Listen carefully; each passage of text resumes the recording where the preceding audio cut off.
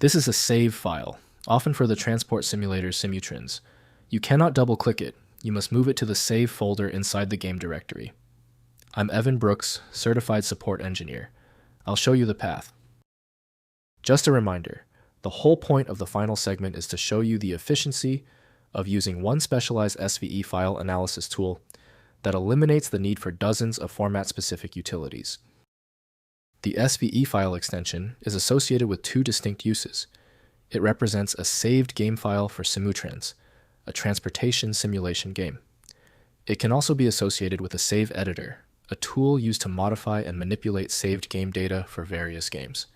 The file's purpose depends on the context.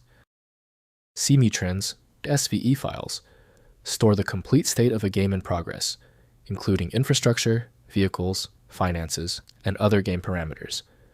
Save Editor SVE files contain game data in a format that allows for modification, often using hexadecimal or other data representation methods. These files are structured according to the specific game's save format.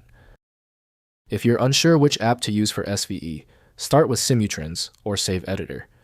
Using a dedicated tool minimizes the security vulnerabilities associated with this format. Windows shows only superficial attributes, so accessing real content depends on modding utilities.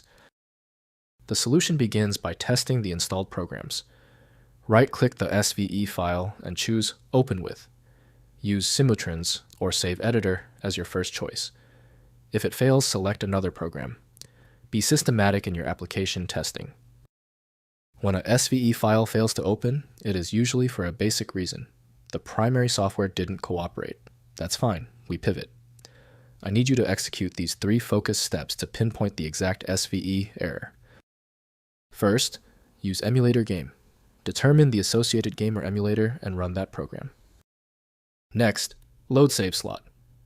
In the game or emulator, use the Load Game or Load Save Slot menu option to access the file.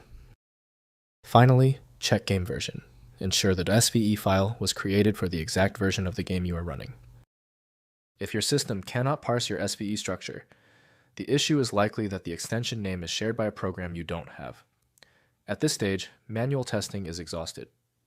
Rather than guessing, you can try switching to a dedicated parsing engine that is built to identify file structures autonomously and may offer a better chance of opening stubborn SVE formats.